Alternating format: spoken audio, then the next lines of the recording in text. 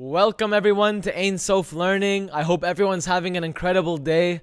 This week's Torah portion is Parashat Toldot, which means generations.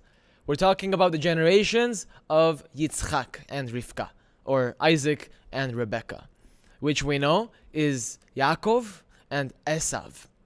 Yaakov and Esav were in the womb of Rivka at the same time. They're twins. Although Esav came out first, so technically he's the firstborn, and Yaakov is the secondborn. But later in the portion, Esav sells his firstborn privileges, the privileges of a firstborn, to Yaakov for a bowl of soup. For his animalistic tendency, he decided, you know what? I don't really care about the privilege of the firstborn, which we know is the one that receives the blessing for the generation to come to fulfill the tikkun. But Yaakov is the smart one. He's the one who knows that I'm going to trade a bowl of soup for the entire tikkun of Yisrael to pass through me. And Esav said, you know what, it doesn't really matter to me. So he was the stupid one, without getting too deep into it. He made a mistake. He didn't recognize the value of Torah. Because Yaakov was the seed of Yitzchak that received the tikkun and then ended up fulfilling the tikkun. We know that Yaakov ended up becoming Israel. Whenever we say Israel, we're talking about Yaakov, who has reached his tikkun. Tikkun means that he has fulfilled the purpose for which he was created. Every person who has not yet fulfilled their individual purpose for which they were created is compared to Yaakov. But a person who has, they're called Israel. That's why a person who is a tzaddik, a righteous person, they're called Bnei Yisrael, the children of Israel. Because they're considered to be coming from they have reached the tikkun, which means they're on the level, they're one with Israel. They're on the level of Bnei Israel. But people who have not yet done that, they're called Beit Yaakov, the house of Jacob. Those are the average Jews who are still struggling to fulfill their tikkun. So that's most likely whoever's watching this video, including me who's making this video, we're on our way up. We're still in the process of fulfilling our tikkun. So first we have to learn to reach our nefesh. Everybody is on nefesh, but we have to correct our nefesh, tikkun of nefesh, which means we have to learn to do mitzvot aseh and mitzvot lo aseh. The 248 positive mitzvot, and refrain from doing the 365 negative mitzvot. That's in the sense of action, the world of action, asiyah. We have to be perfect in the world of action. That's how we correct nefesh. Because nefesh corresponds to malchut, which is asiyah.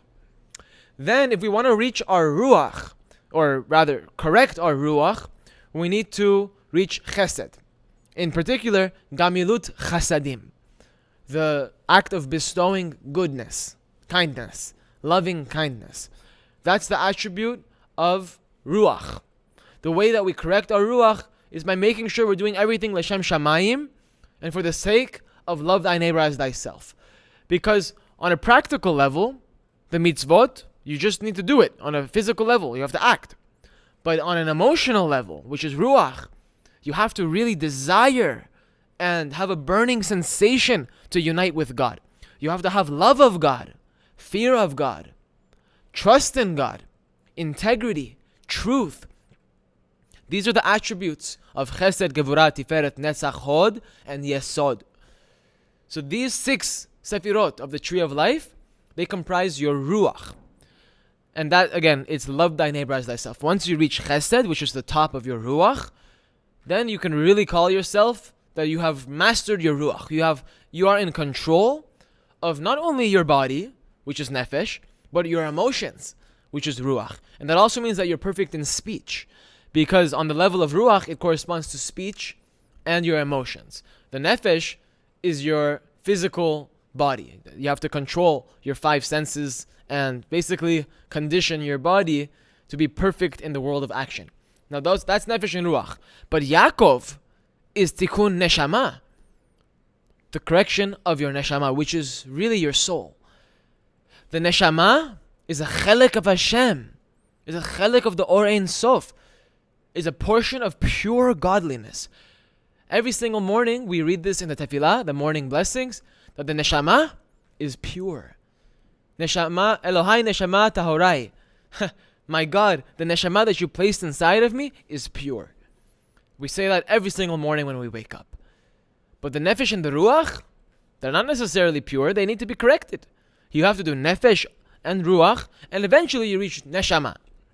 Once you reach neshama, then you're called Yaakov. Then you can reach chaya and yechida, which is going above and beyond and reaching your higher faculties, which is the Chabad, Chokhmah Bina Da'at. But that is for a person who has already reached their neshama. For us, we're most likely on the level of nefesh still. We need to learn how to correct our nefesh, then ruach, and then neshama, then chaya, then yechida. Because there's 5 levels of the soul total. Each one of these levels of the soul contains 10 sefirot. That's why a person needs to go through 10 trials in order to then correct their nefesh. And then 10 trials to correct your ruach, and so on and so forth. Just like the 10 trials that Abraham had to go through, that was the tikkun of nefesh. So, last week's portion, just to recap a little bit, we know that 3 major events took place. First, Sarah dies. Second, Isaac and Rebekah get married. And 3, Abraham dies. Abraham dies at the old age of 175. Isaac and Rebekah get married, but they don't have kids until 20 years later.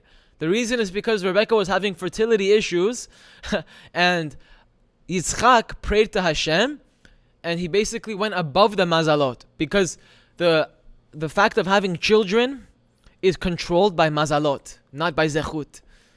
It doesn't matter about your merits, whether or not you have children or not. It has to do with mazal, which means nature. It has to do with astrology. We know that mazalot, they do have power, even though the Jewish people, they have the capacity to go above them.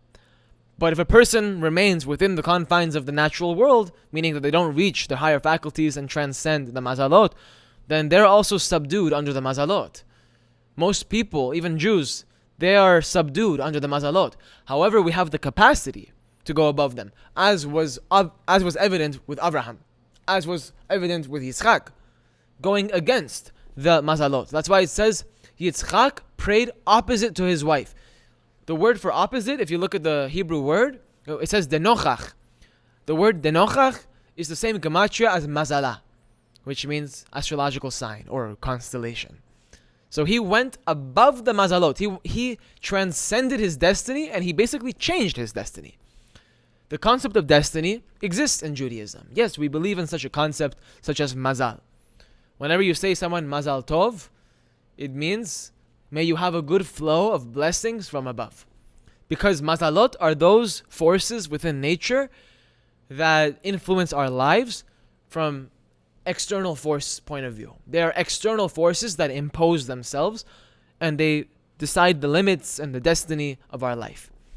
But a person is not bound by them, even though such a concept exists. A person is capable of transcending the confines of a certain thing that has been written for them, and move and change some things a little bit, or in the case of Isaac, a lot, that you can even merit children, even if you weren't necessarily in your if it wasn't in your astrological sign to merit children. So let's jump into the first sentence of the Parashat. And these are the generations of Yitzchak, the son of Abraham. Abraham fathered Yitzchak. So we see here that the generations of Yitzchak is referring, it doesn't say here, but in the commentaries it says, is referring to Yaakov and Esav, which we already said. Now, it says Abraham fathered Yitzchak. Why is it bringing up this detail here? In fact, why is it saying any of this? If you look at the verse closely, it says Yitzchak first, and then Abraham, and then Abraham's name appears a second time, and then Yitzchak's name appears a second time too. It says Yitzchak, Abraham, Abraham, Yitzchak. So what do these energies really symbolize? Because we know that every single word, every single story in the Torah is a spiritual reality that exists within me. So Yitzchak represents Gevurah. Abraham represents Chesed. And we see that the way that the Pasuk is organized, it says Gevurah, Chesed, Chesed, Gevurah. It has them intermingled within each other. Because the act of doing the tikkun of the Akadah Yitzchak, the binding of Isaac, was actually to do mituk dinim. The concept of mituk dinim, which means sweetening the judgments, sweetening the gevurot. The word dinim, or din, in Hebrew, is a synonym for gevurah. But let's go a little bit deeper into it. What is mituk dinim? What is the purpose of Akadah Yitzchak? And what does it mean to intermingle the attributes of chesed and gevurah? Because this is something that each person needs to do. It's not just about Abraham and Isaac. These aren't just stories for show. It's for each person to know how to do it in their own life. Because every single story resonates to a person's life on an individual level. So first, let's define the word din, the concept of judgment. Din, or in plural, dinim, are the harsh judgments that are seen as punitive decrees. They're like punishments that are imposed on a person or on the creation from a higher world. They are basically being decreed onto a certain person as a punishment in response to perhaps a sin that the person did. But usually it's not just because of a sin, it's because of a bundle of darkness that has become stuck, and the person has become stuck in this darkness, and they're unable to basically sweeten their darkness. They're not able to bring the light yet. So for that reason, there are punitive decrees that are inflicted from on high. What we're seeing in Israel is din. We're seeing the hand of law, the hand of justice. That means that if a person makes a mistake, you have to pay. And that's what din is. Din is strict justice. No kindness, no mercy, no compassion, justice. That's the force of nature. The world once operated on the level of nature. But with Adam Harishon, the first man who became conscious, and free will was introduced into the world, so now there's two energies, there's two realities.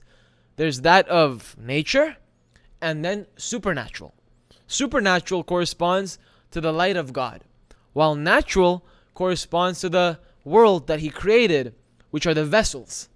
Vessels are under the domain of Elokim, while the light of God, which is referencing Yud He Vav He, is Rachamim. Rachamim is the souls of the Jewish people, while Din, which is judgment, are the vessels that the world was created by. That's why it says in the first sentence of the Bereshit, in the Torah, it says, in the beginning, Elokim created the heavens and the earth. It doesn't say Yud He Vav He, which is God's name, the 4-letter ineffable name. It says the 5-letter name of judgment, which is Gevurah. It means Elokim.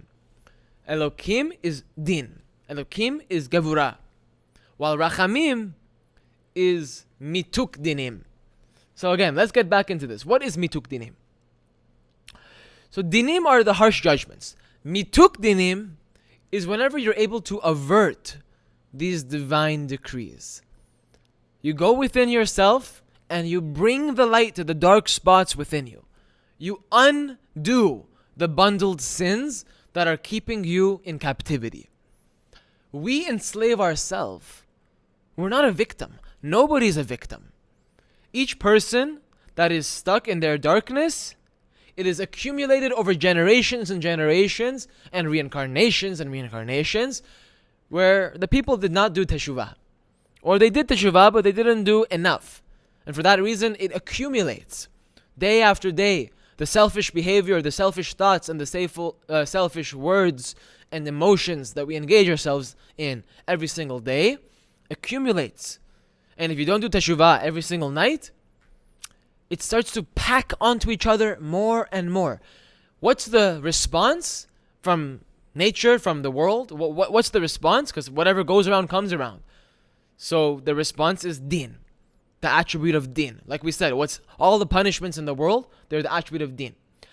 But when you're able to learn how to sweeten the judgments, sweeten the dinim, which means to go against your reactive nature, bring the light to the spots in your life that are not yet revealed. Your potential exists within you is a state of darkness. Darkness is the potential for good. So don't judge yourself if you have evil thoughts or selfish desires, Because the extent to which you have evil desires and evil thoughts and whatever it is, that's your capacity for good. It's just in the state of potential. It hasn't been actualized. That's why I've heard before from Kabbalists, from rabbis, that the people with the biggest egos actually have the greatest potential in this world. They can make it the furthest in terms of closeness with God, as per the capacity of their vessel. Because their vessels are very big, although they're full of darkness. But if they can learn to subjugate their gevurot to their chasadim, like Yitzchak did with the Akedah of Yitzchak, Abraham basically subjugated the gevurah, which is Yitzchak, to the chasadim, which is Abraham. That's what we do every morning when we wrap tefillin. Because your right arm is chesed, your left arm is gevurah. So you wrap or bind your left arm. Abraham is binding Isaac every single morning. And we redo that process to remind ourselves to subjugate the will of the body to the will of the soul. The body works for the soul. You are not your body. You are your soul. But the body is part of you. And therefore, the soul actually needs the body to behave in order to do what it needs to do. The soul has a mission here. It's here to do a tikkun. And if each person does that, then we get tikkun olam, which is the correction of the world. But tikkun olam, or what we call zaman ha-mashiach, zaman ha-geulah, the time of the redemption for the entire world, both for the Jews and the non-Jews, and technically even for God, because all the souls of the Jewish people stand in exile along with us. Those from the past, present, and future. They all stand in exile at the same time.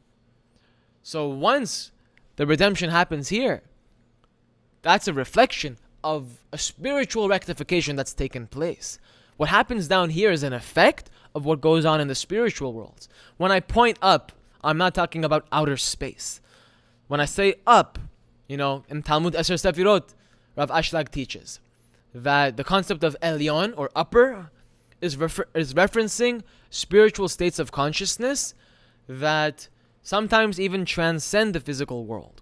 They definitely transcend the five senses, because a person needs to learn to expand their vessel.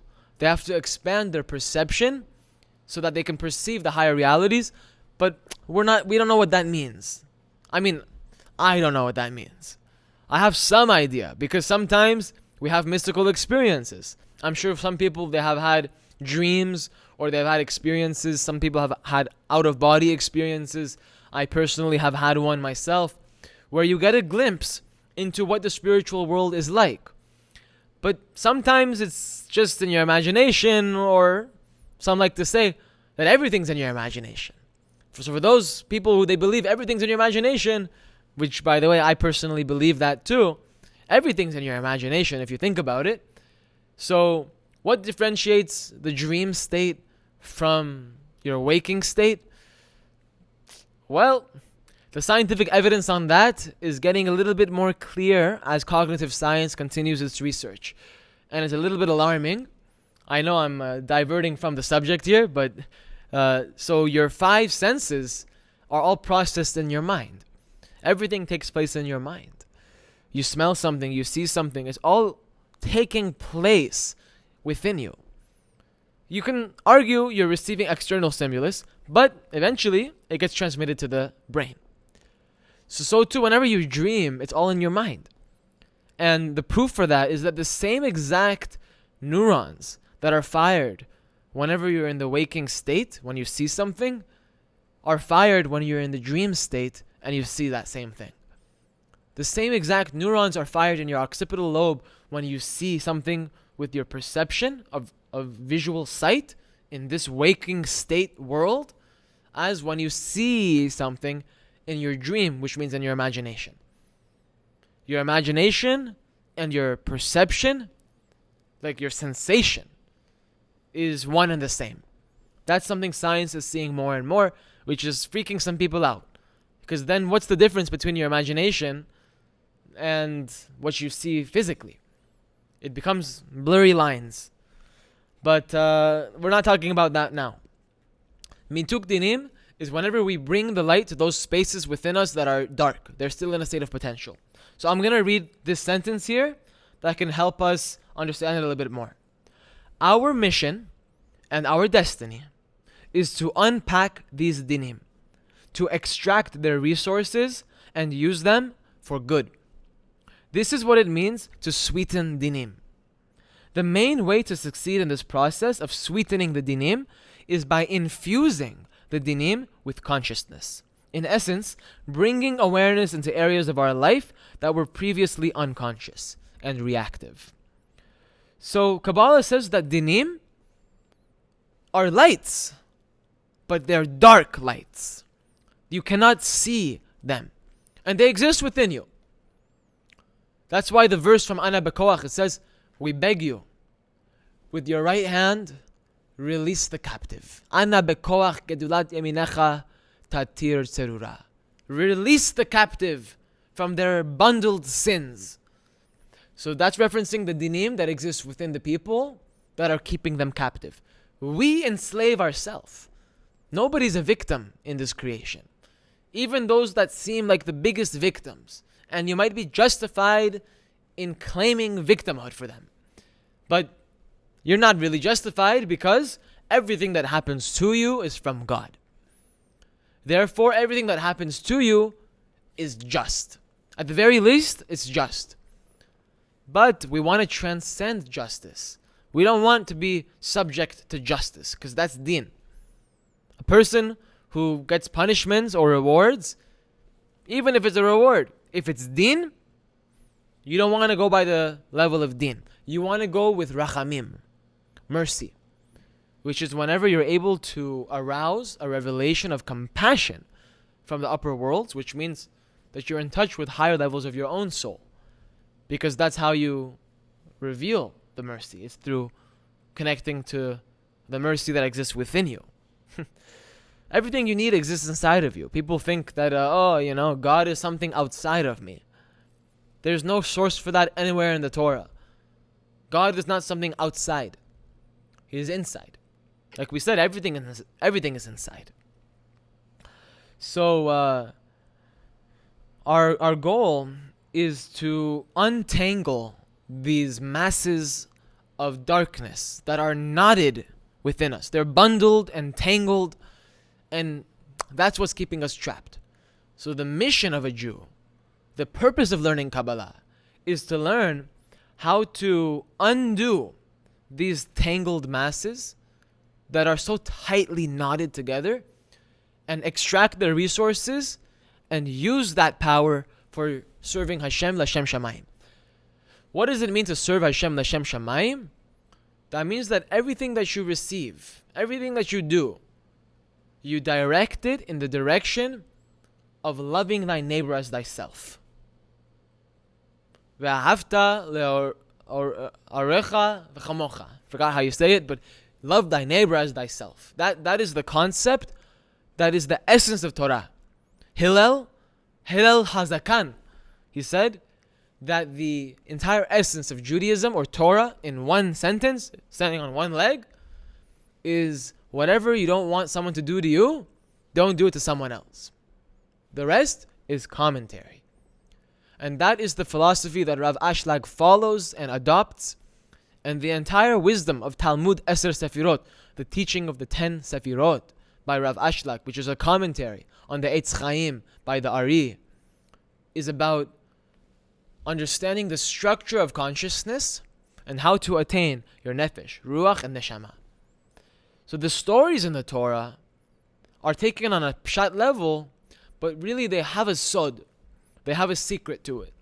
Like we're seeing, Abraham, Yitzchak, Yaakov, they really correspond to Chesed, Gevurah, Tiferet. So Akedat Yitzchak is the binding of Gevurah, the subjugation of Gevurah to the will of Chesed.